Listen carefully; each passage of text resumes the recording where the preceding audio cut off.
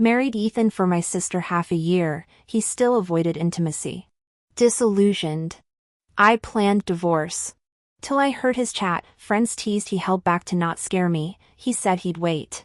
Curious. I checked his burner frowny face married my crush. But addiction blocks intimacy. How to satisfy her without revealing it. Welcome to my channel. If you like this story, please click to subscribe. There are more wonderful stories waiting for you to listen to. Chapter 1. Midnight found me clutching silk nightwear outside Ethan's bedroom. Since our wedding, the workaholic had moved to the guest room to avoid disturbing me. 2 weeks without physical contact felt absurd for newlyweds. He emerged from the shower, towel-drying damp hair. "What are you doing here?" The question held more frost than steam from his shower. My gaze traveled over his frame. The terrycloth robe couldn't conceal his defined chest or the tantalizing V-line leading beneath the belt. With those aristocratic features and pianist fingers, how could this Adonis remain untouchable? No more games. "I'm sleeping here tonight." My declaration left no room for argument. Ethan's eyes darkened as he registered my sheer nightgown. Fine. His easy agreement startled me. When he approached, I instinctively reached for his waist. His muscles tensed under my palm. "Need help?" The gravelly whisper made my pulse spike. Before I could respond, he'd already retrieved items from the nightstand drawer. My anticipation died as I recognized the familiar routine. Not lovemaking clinical assistance. When I saw the latex gloves, fury erupted. "Help? You call this help?" I hurled the gloves at his sculpted chest. "Your archaic methods couldn't satisfy a nun." The dim bedside lamp cast shadows across his face. But I felt the burn of his gaze. Months of frustration overflowed. "You'd rather use medical gloves than touch me? What, am I contagious?" My voice cracked. 6 months of marriage and we might as well be siblings. Resentment surged through me like tidal waves. "I'm your wife, not some porcelain doll. Do you find me repulsive? Am I not woman enough for you?" The room vibrated with tension. Ethan remained motionless as statue. Yet the air between us crackled with unspoken electricity. His controlled breathing seemed forced, the vein in his neck throbbing visibly. "If you can't perform, Ethan, just say so. There are plenty of men in this world besides you. I could really find someone else. Since we're married, why does every intimate moment feel like he's doing me a favor?" His voice turned gravelly. "That's not what I meant." Yet he made no move to touch me, not even cupping my face for a kiss. 3rd time this month. I'd prepared everything, only to be rejected again. The humiliation burned. Snatching my discarded blouse from the bedside, I stormed out, slamming the door hard enough to rattle the frames. At Emily's apartment, my phone buzzed incessantly. Not answering? My best friend tilted her head, watching me take another drag. The harsh burn of the cigarette clawed at my throat as I powered off the device. "These cheap smokes are ruining my vocal cords," I complained hoarsely. Emily twirled the pastel-colored cigarette case all style over substance, like everything else in her glamorous world. Within minutes, she'd coaxed out the whole story. Not that I tried hiding it. The real question is, why won't Ethan touch me? Maybe he's gay? I shook my head. Back in high school, Ethan had dated plenty of girls. Countless admirers of both genders had thrown themselves at him, only to be politely rebuffed. A terrible suspicion crystallized. He's probably saving himself for my sister. I hissed, the truth tasting like ash. Everyone knew the Wilsons had originally wanted to marry their heir to the Johnson family's elegant eldest daughter, until she'd eloped with some French painter, leaving me as the replacement bride. Ethan had been nothing but courteous these past 6 months, granting every request except this. Even when helping me through medical treatments that left me feverish and desperate, he'd remain composed, those piercing eyes clear of any desire. Like some detached observer. Does he find me repulsive? The thought detonated in my skull, resurrecting last night's humiliation. My wineglass slammed against the marble counter. I want a divorce. Emily nearly spilled her martini. You're drunk. Dead serious. Handsome or not. No man gets to make me feel inadequate. Especially not some emotionally constipated heir clinging to old fantasies. The Johnsons don't settle for leftovers. Morning light revealed angry scratches across my collarbone, casualties of Emily's new stiletto nails. My phone lit up with 17 missed calls as I returned home. Ethan sat waiting in the smoke-hazed living room, the crystal ashtray overflowing. His razor-sharp features could cut glass. "Welcome back," he rasped, eyes bloodshot. The scent of burnt tobacco clung to his wrinkled shirt, a rare crack in his impeccable armor. His gaze landed on the hickey marks dotting my neck, pupils constricting sharply. The light in his eyes dimmed instantly. Between restless nights at my best friend's place and chain smoking until my throat felt raw, I had zero energy for his games. Before he could speak, I rasped out, waving him off. "Last night wiped me out. I'm heading upstairs." I wasn't joking. I genuinely decided to divorce Ethan. A marriage without sexual fulfillment was doomed anyway. Yet fate laughed at me. I spiked a fever that very evening. My body felt leaden, thoughts swimming through molasses. The door creaked open. Ethan entered fresh from the shower, mint-scented steam clinging to him like drowning perfume. I wrinkled my nose and shoved at his chest. "Don't." He stiffened. "Who should care for you then?"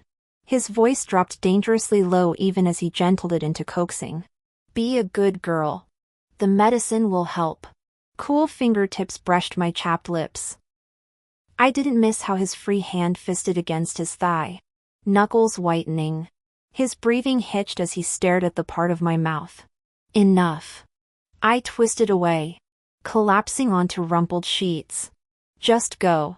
Drifting in fever haze, I registered shower sounds restarting.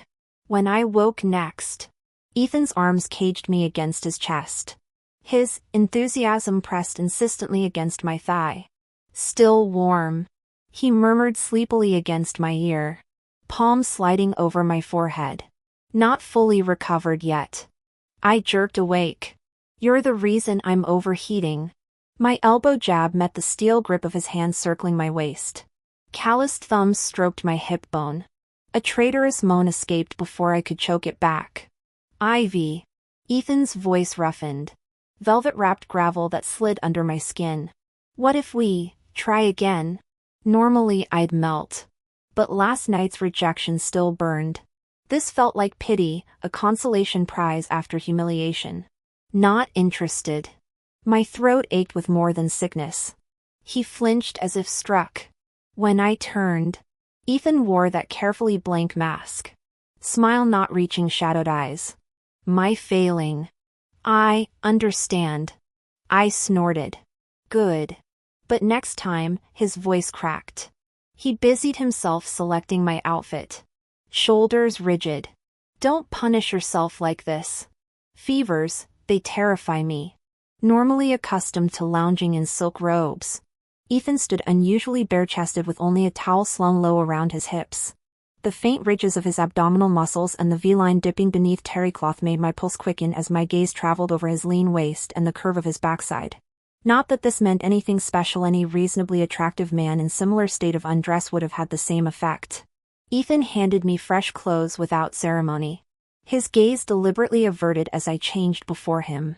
True to form, he turned away the instant fabric slipped from my shoulders, those guarded eyes refusing to linger. What I didn't realize was how he'd re-enter my bathroom the moment I left. His secretive patterns only revealing themselves days later through missing garments. It started with a few inexpensive tops vanishing. Then last week's lace lingerie set from Emily disappeared. No security cameras meant no way to identify the phantom thief stealing intimate apparel. Over breakfast, I casually mentioned the burglary while Ethan sat meticulously spreading butter on my toast. His family signet ring glinting as the knife stilled mid-stroke. "Missing items?"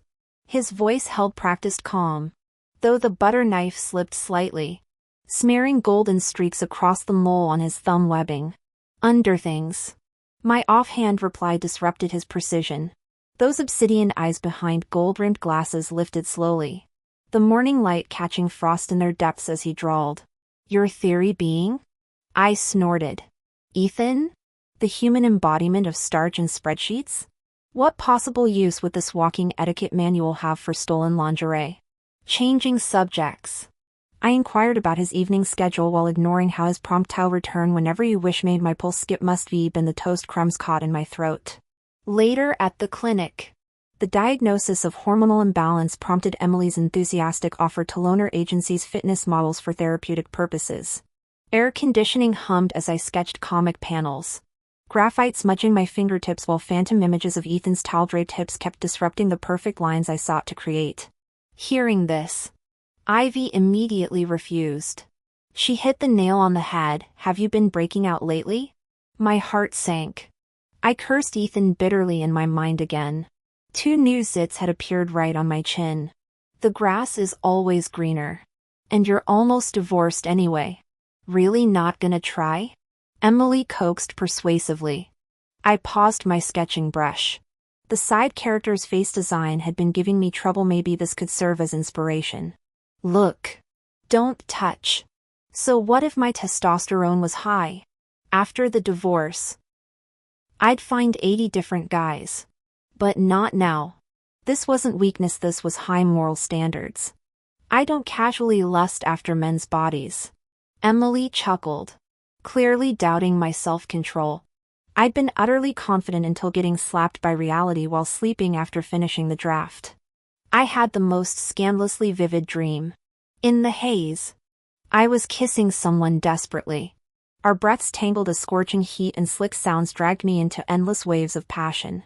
Lost in reckless temptation, drowning in mutual pleasure, hovering between ecstasy and ruin until I woke in terror to Ethan's face hovering inches from mine in the dream.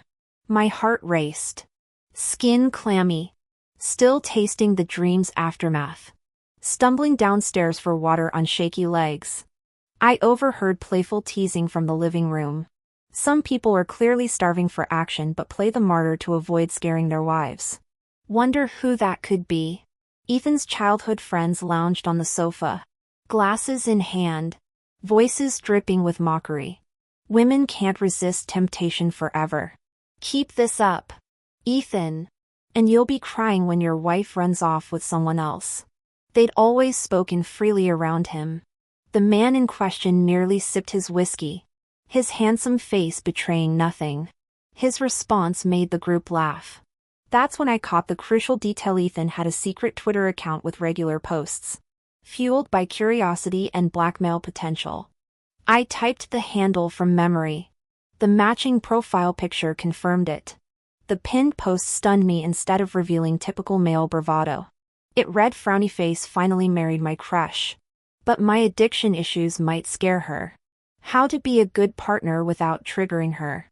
Next post, "Frowny face, the world's full of distractions.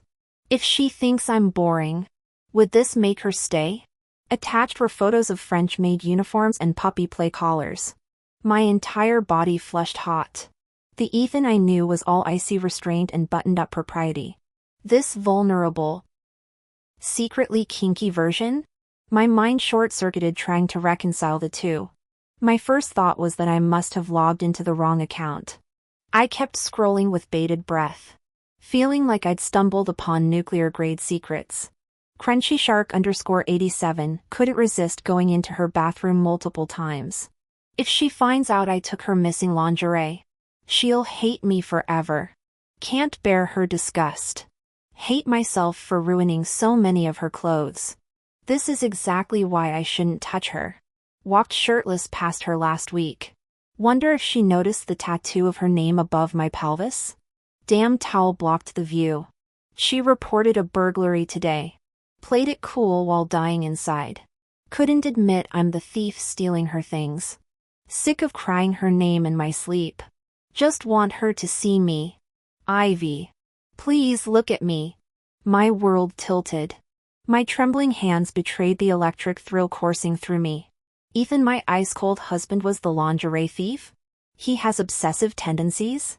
And he actually likes me? What performance has he been putting on these past 6 months? Fireworks detonated in my chest as I slammed my phone down. Time to confront this closet freak. My slippers slapped against the marble stairs as I raced down. The doorbell chimed simultaneously. The rowdy poker game in the living room fell silent when two Adonis-like figures appeared in the foyer. Someone choked out. Holy shit. My stomach dropped. Emily's entertainment package had arrived, the 8-pack model and his hunky companion she'd promised to cheer me up. Hey gorgeous. They waved enthusiastically, oblivious to the nuclear tension. Emily sent us to brighten your night. The poker buddies' expressions turned radioactive. Someone muttered. Told you she'd crack. 2 at once?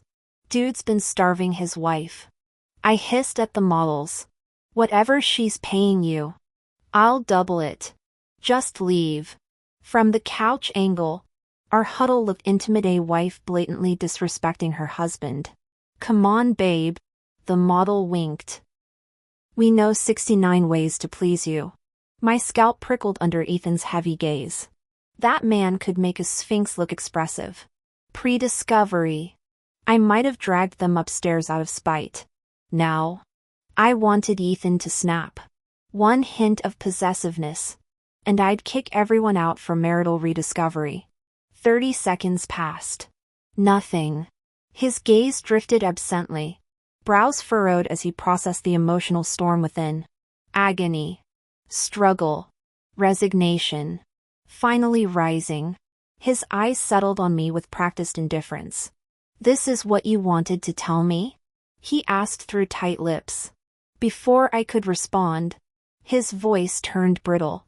Since we have guests, you should attend to them properly. The statement shocked even his childhood friend. Ethan, what a paragon of spousal magnanimity. Someone muttered. Others snickered, bringing the party home before finishing the game? Bold move. My jaw clenched with the urge to slap that infuriatingly composed face, forcing sweetness into my smile. I chirped, of course, darling. I'll give our guests exceptional hospitality. The 2 male models Emily had sent stood shirtless at my doorway moments later, all sculpted abs and raised eyebrows. Where should we begin, ma'am? My attention remained fixed on the shared wall with Ethan's room. Clothes stay on. I clarified hastily. Just stand there looking artistic. But MS. Carter said you needed nude models. Protested the brunette. Fingers already at his belt. We're prepared for any position you require. Heat flooded my cheeks. Could you two maybe kiss instead? Their eyes followed my pointed glance toward the adjoining suite. Grins spread. Say no more. Soon the air filled with exaggerated moans and the rhythmic thud of bodies hitting walls. My stifled giggles blended with their theatrical performance until a knock interrupted. Ethan appeared dripping wet. Towel slung low on his hips. His gaze traveled my body with forensic intensity, lingering on the sheer fabric clinging to my collarbone. Wordlessly, he offered a fruit plate, water droplets tracing paths down his clenched jawline. I found his attempt to suppress his anger utterly amusing, playfully suggesting, "Want to come in and play?" I watched Ethan's carefully maintained composure nearly shatter. His knuckles whitened around the porcelain plate as he casually remarked, "I need to borrow your shower." Borrow again? His dripping hair and the familiar scent of body wash betrayed he'd already bathed. Still, I stepped aside. Come in. Ethan carried not just the fruit tray but a mysterious small pouch. Upon entering, his gaze turned glacial toward the 2 disheveled male models sprawled on the couch, their flushed faces and rumpled clothes evidence of their earlier antics. When his eyes landed on the tousled bedsheets, his fist clenched. After a prolonged silence, he stalked into the bathroom, slamming the door. The models trembled. Holy shit. Sis. One whispered. Your husband looked ready to murder us. Having only seen Ethan's back, I hadn't witnessed his expression. Their description made me arch an eyebrow. Wrap it up for today. Sure thing. Have a memorable night. They scurried out. Memorable indeed. As shower water cascaded, I changed the sheets before approaching the bathroom door. Silence. Settling on the couch, I opened Ethan's Twitter. At crispyshark_Ethan, 15 minutes ago she called me husband. This guilty tenderness after her indiscretions terrifies me. I crave her saying it forever. Yet she keeps seeking others. Their laughter through the walls mocks me. Am I inadequate? Did I grant too much freedom? Letting weeds cloud her vision? Madness consumes me. How far did they go? What do those bastards offer that I can't? I'd satisfy her completely. Can't endure this. I'll pleasure her until tears fall, punishing her properly. My hands shook on the final words. A clink interrupted. Ivy? Ethan's voice filtered through steam. Could you bring the towel by the door? Conveniently forgotten. Of course. Smirking, I knocked. A water-beaded forearm emerged before the door widened, revealing Ethan towering in the mist. My breath caught. The conservative heir who only wore tailored suits or cashmere loungewear now stood shirtless in a butler uniform, droplets tracing his collarbones. Steam curled around his usually icy eyes, now darkened with unspoken intent. The visual impact paralyzed me. Your towel. I managed. Voice unsteady. Fingers tightening on terry cloth I suddenly wanted to drop. I've already got my clothes on. Do we still need to do this? Yes. He grabbed my hand without hesitation, using it to wipe water droplets from his sculpted chest. The muscles felt unexpectedly soft yet springy beneath my touch. Ethan looked adorably awkward performing this gesture for the first time. His handsome features tense. When I didn't pull away, he tugged me closer into the bathroom. Married couples shouldn't do these things where others might see. He muttered gruffly. Who exactly would see us? Then I remembered the two models Emily had stationed outside. I didn't mention they'd already left hours ago. Let him stew in his little charade. The spacious bathroom carried a chill, amplified by Ethan's refusal to turn on the heat. His skin felt cool everywhere except where his palm pressed against mine, radiating warmth that pulsed in time with his racing heartbeat. I have something to show you too.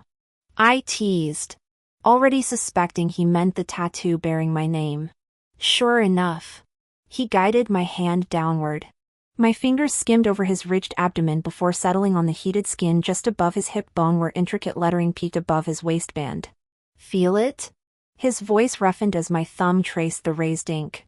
Flustered, I blurted. Nice curvature. Ethan choked. The tattoo. It says Ivy. Feigning surprise. I arched an eyebrow. Maybe I need visual confirmation? The old Ethan would have stormed off. This new version practically vibrated with anticipation as he shredded the ridiculous butler costume he'd worn for this role play, pinning me against the marble counter. I'm better than those pretty boys. Give me a chance. I remained silent, savoring his desperation. His grip tightened on my waist as his mouth crashed against mine, all scorching breath and frantic teeth. Choose me, Ivy. Play with me instead. Who knew Ethan begging could be this intoxicating? My triumph faded as steam fogged the mirrors hours later, his sweat dripping onto my collarbone while his palm muffled my cries. Quieter, he rasped. Veil here. If you're so worried about our audience, maybe don't pound me into the tilework. Let's move. Too hot. I managed between gasps. Absolutely not. Panic edged his voice, still paranoid I'd bolt to join non-existent playmates. They're gone. Emily's models left after taking measurements.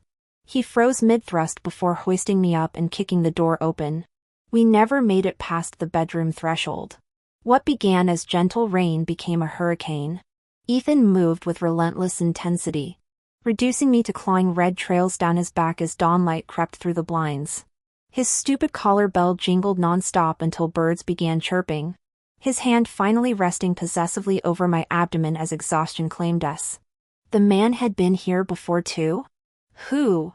My body went limp. I had no idea what he was talking about. My mind still reeling from his merciless punishment last night. You bastard. Another round and I'll die. Be good. Just one more time. I slept until noon the next day. Ethan was already gone. Wincing at the soreness in my lower back. I lingered in bed until Emily's call jolted me upright. 2 mocking clicks came through the phone. My model said you had quite the night. Memories of last night's marathon made my scalp prickle. Never provoke a man who's been celibate too long. Especially one with addictive tendencies. My silence made Emily snort. Clever girl. Using other women to trigger his jealousy. What's next? Was that whole divorce talk just playing hard to get? The word divorce cleared my mental fog. The papers! I scrambled to the vanity only to find the documents gone. My first thought was Ethan took them. How awkward sharing passionate nights while hiding separation papers. I couldn't face his judgment.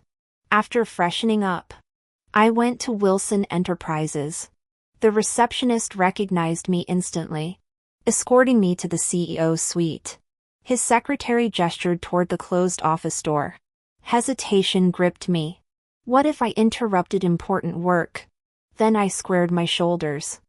I'm his wife. The door revealed Ethan lounging on an L-shaped sofa with childhood friends. All heads turned as I entered. Ethan's calm mask flickered when our eyes met. Why the surprise visit? His gentle tone disarmed my rehearsed speech. If he'd seen the papers, wouldn't he be furious? We'll leave you 2 lovebirds. His friends chorused, shooting me strange looks like I'd kicked puppies. Alone. I cut to the chase. Did you take anything from my vanity this morning? Ethan poured tea, lashes veiling his eyes. Missing something? His composure revealed nothing. Maybe the staff misplaced it. Changing tactics. I invited him to lunch. Dinner led straight back to the bedroom. I used to doubt Ethan's claims about restraining himself to avoid scaring me. Now I understood his addiction firsthand. We tested every surface. My spine protested while he remained tireless. Ancient warriors had better survival odds than me in these marital battles. The movements were more forceful than last night, yet carried an indescribable tenderness. In my drowsy state, I suddenly remembered my first encounter with Ethan. Back when my sister had just gone abroad, I was thrust into negotiations with him. Though everything had been clearly stated, Ethan agreed to marriage that very night. I'd assumed he was desperate to escape family pressure, never suspecting his secret feelings until stumbling upon his alt Twitter account. Ethan was perfect in every way except his tendency to internalize everything. As I contemplated prying open his tightly sealed emotions, his hoarse voice interrupted. Ivy, are you happy married to me? I genuinely considered it. Ecstatic, actually financial security. A gorgeous husband. Limitless resources. Ethan exceeded all expectations. If only he'd show some restraint. My momentary silence registered as hesitation. He pressed a feather-like kiss to my neck, murmuring, I'm happy. I never dreamed I'd marry you. His voice turned solemn. But a marriage without mutual joy is a graveyard. Ivy, if you want freedom, I'll let you go. Suddenly understanding this arranged union felt stolen to him. I whirled around. You found the divorce papers, didn't you? Ethan's damp bangs clung to his forehead, those familiar puppy dog eyes glistening. That was drafted in anger. I don't want that anymore. What angered you? I poked his rock-hard abs indignantly. Who's the one who rejected intimacy for 6 months? When a man shows no interest, doesn't that mean disgust? I thought you'd married me mistakenly wanting my sister. His lips crashed onto mine desperately. My fault, he rasped, crushing me against his sweat-slicked chest. I had complications. Seeing his ashamed expression, my anger dissipated. Domestic Ethan resembled an overgrown golden retriever, playing with his disheveled hair. I confronted him. Ethan, do you love me? To my surprise, he exhaled heavily, like releasing decade-old tension. You finally noticed. Guess I'm terrible at hiding it. I nearly snorted. Terrible? Without that secret Twitter feed, at crispyshark722, we'd have divorced months ago. His mood visibly lifted as he nuzzled my neck. Thought you wanted divorce because of performance issues. I've been holding back all night. Help me, Ivy? Days later, Emily remarked how radiant I looked. My comic inspiration overflowed too. Only after a hectic week did I check Ethan's Twitter. CrispyShark722, she knows I love her. Heaven. I don't expect reciprocation. Just pray she won't hate me. The year I loved her most. I forgave her faithlessness. What was Ethan imagining this time? Didn't we already clear up that model situation? Something told me there was more. I snapped my laptop shut and headed upstairs. Ethan was working out. Seriously. He's already ripped. Did he have to make me look like an amateur in bed? I lingered for a while, admiring the defined V of his waistline and his flexed biceps, before casually handing him a towel. You're perfect already. No need to overdo it. His reply was curt. A husband's physique is his wife's pride. My eye twitched. Guess I'm dining at the buffet every night. I lingered outside the bathroom while Ethan showered. Waited until I heard him dressing before asking, "Don't you have anything to ask me?" He emerged, towel-drying his hair, eyelids lazily lifting. Like what? Typical Ethan. Could be dying inside but wouldn't show an ounce of vulnerability. Sometimes I wanted to say screw it and walk away. I tested the waters. Read something today. Keep your lover for passion. Marry the one who adores you. Not a bad strategy. Huh? His face darkened instantly. Don't. What if I already did? Pain flickered behind his eyes. I know. But I don't blame you. Those opportunistic bastards out there, they took advantage. His arms wrapped around me, voice cracking with uncharacteristic desperation. Just, don't do it again. Ivy. Please. I couldn't handle. I shoved him off, half laughing in frustration. Oh really? Then tell me, who exactly did I screw? I don't know. Then how'd you? His gaze locked on the fading hickey above my collarbone. Last month. You came home at dawn. Marks everywhere. Voice shot. Fever for 2 days. Memory clicked, that girl's night at Emily's place. Damn. The hangover had left me looking like a walking crime scene. Misplaced jealousy. I scoffed. I'd never cheat. Unlike you, mister. Big shot who negotiates billion-dollar deals but can't string 2 emotional sentences together. What's the point of that silver tongue if you never use it? Donate it to science if you're wasting it. My fault. He ducked his head. The picture of remorse. Infuriating. I grabbed his shirt. Fault, fault, fault. What else are you hiding? A blush crept up his neck. You're missing lingerie. I took them. Did things. Sorry. And my sister's sudden European love quest. He cleared his throat. May have facilitated her departure. With a 7-figure relocation bonus. My jaw dropped. That tearful airport scene, my heartbroken sister swearing she'd follow her sculptor boyfriend to the ends of the earth. Business transaction. Ethan amended quickly. They wanted freedom.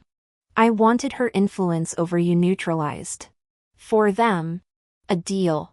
For me, the chessboard I hadn't realized we were playing on. Ethan clearly recognized this. His voice laced with guilt. This is my fault. I've always known. Avoiding intimacy wasn't just about protecting you. I feared you'd resent me when you discovered how deliberately I orchestrated our marriage to claim what's most precious to you. For our union. Should you ever wish to leave, I'll transfer half my assets. You'll walk away more than compensated. But if we, Ivy. His throat worked. I couldn't bear your hatred. Arranged marriages are an inevitable part of our legacy. Truthfully, I'd felt no resentment about marrying Ethan, if anything. Relief. His devastating looks put other men to shame. Yet hearing this vulnerability warmed me unexpectedly. I've never hated you, Ethan. Quite the opposite. These months together revealed unexpected depths. I don't claim to understand love, but being with you brings me genuine happiness. My tone remained practical, matching his materialism that contrasted starkly with his emotional simplicity. He repeated the words like a sacred vow. You're happy. That's all that matters. Standing on tiptoes, I silenced him with a kiss. That night found us curled in the home theater's leather recliner, his arms anchoring me during the film's climactic confession scene. When the protagonist declared love, I turned to study Ethan's profile. When did you first? Graduation day. You held my hand during the procession. That's it? My laugh echoed through the surround sound. His fingers traced my jawline. Shifting to straddle him, I teased. This isn't puppy love, you're completely Ivy obsessed. His mouth claimed mine before I could breathe, words vibrating against my lips. Damn right I am. The end.